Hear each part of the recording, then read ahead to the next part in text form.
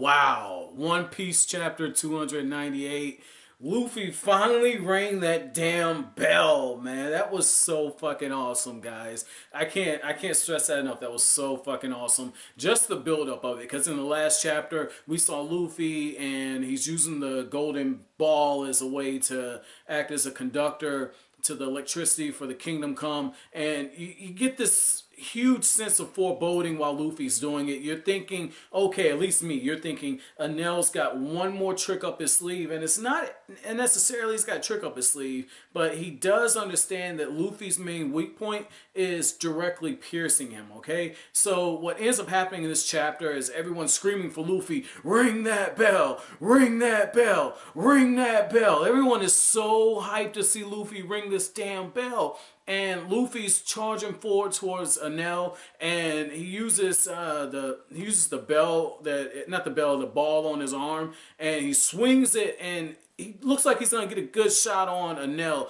and that's when Enel pulls out what I feel like is one of his trump cards, because what he does is he hits you with 200 million volts, and as soon as I read that I was like, oh shit, it just got real. Enel's going all the way out, and it's pretty cool that when Enel's doing that, his actual physical appearance looks like it changes into something that is almost humanoid, and so it was cool to see that for me. And you could kind of chalk this up to the whole Naruto background, but that design really reminded me of Susanoo in a little bit. It's not exactly Susanoo, but just the shape and like the bulky appearance reminded me of that, so that was cool just to see that bit. And then the other thing that's going on is while Luffy is swinging that huge bell at Enel, right? Enel's doing a lot of trash talk to him. He says at one point, I'm going to fire another Kingdom Come and I'm going to eliminate everyone down there. And you have Luffy pulling off what is, oh man, this is so Dragon Ball like, okay? What I'm talking about is the fact that Luffy is having a montage of flashbacks and just memories of different people. Really reminds me of the Goku and Tao Pai fight, or Mercenary Tao, where one of the things that we see is Goku is remembering, I can't remember the son, but there was a son at the bottom of Korin Tower who his dad ended up dying, and Goku had the flashback, and that was one of the things he was thinking about. Same thing with the King Piccolo fight, where he was remembering Krillin dying and just like everything that had taken place. So little stuff like that, like that's what I mean. Like One Piece does little Easter eggs that lets you know it's paying homage to Dragon Ball. So that was cool. And Luffy at one point, I would have lost my shit if I would have saw this. Luffy says, all I hear is Almighty this and God that. What good is a God if you can't protect your people? And I swear to God, right? I was reading it and I was like, wait, if he says what good is a God to a non-believer, I was gonna go, oh shit, no church, no, like, oh my God, yo, I was waiting for that, man. Like I had like the little Kanye and Jay-Z joint playing in my head. I was so hyped to see that, man.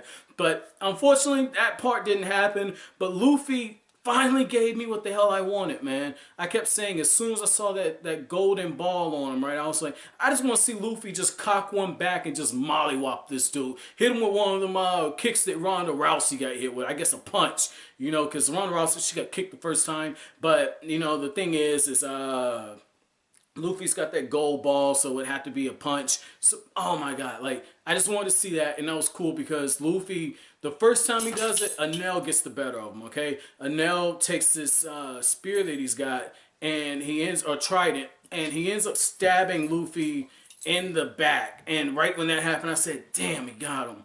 Because direct stabbing, that's his devil fruit. So, I mean, I was a little worried at that point.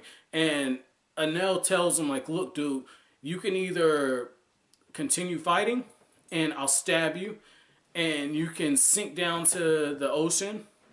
Basically, you can die this way, or you can go through more pain. And that's exactly what Luffy does. Luffy shows a huge pain tolerance because he's got that trident in his back, and he still positions his body to where he's going to continue to get cut. He flips over and he cocks that damn bell back one more time. And it just kept, for me, it's just like, this is it. This is gonna be, one final attack by Luffy, and this is gonna be fucking awesome. And sure enough, that's exactly what happens. Luffy calls it the Gum Gum Rocket, and Luffy just cocks this damn thing back, and Enel's like, this time I'm gonna skewer you, and he's got two of those damn tridents, and it's just like, you know this is coming. And at first I'm thinking Luffy, he's gonna get, skewered, and he's just gonna fight through and just punch his ass.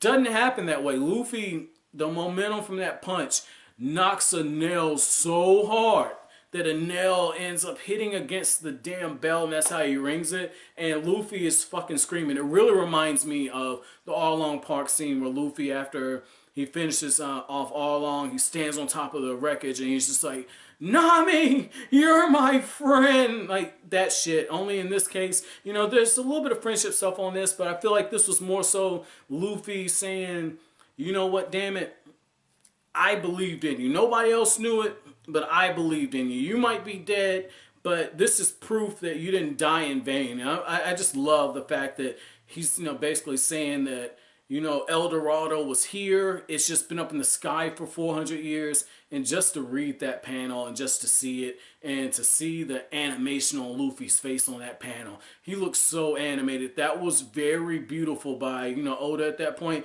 That was really good. One of the things that, I say when I criticize Oda is that, designs, some of them are interesting. Some of them looks like, there's some repetition there. But when he really focuses on those close-up shots, he captures emotion very well. And so that was something that I thought was pretty cool just to see that part kind of incorporate into this. Can't wait to see that part animated because that's going to be fucking crazy. Personally, I wanted Wiper to ring the bell, but I mean, you got to take what you get. This was pretty damn cool. So overall, pretty good chapter. Can't wait to see how the rest of this arc kind of ties up. Because the main bad guy, Enel, he's been taken care of. So this is going to be good. Now, my question for you all is going to be this one right here. What the hell is Luffy going to do about that ball on his arm, okay? And the reason why I'm asking is, like, what the fuck, man? Like, he can't drag that thing along. Like, that's going to be pretty hard to be king of the pirates when you have a fucking walking anchor. All it could take is someone to say fucking man overboard, and Luffy's ass is at the bottom of the ocean, like... So I want to know what you guys thought at that point. How'd you think Luffy was going to get that gold ball off of him? Overall, really good chapter. I can't give it a 5 out of 5. And the only reason I can't give it 5 out of 5 is I felt like some of the pacing was really, really fast. And I knew reading this chapter a few pages into it that this was going to be one of those chapters where the one shot's coming. Luffy's going to get that one good shot on the dude and just knock him the hell out. It's coming.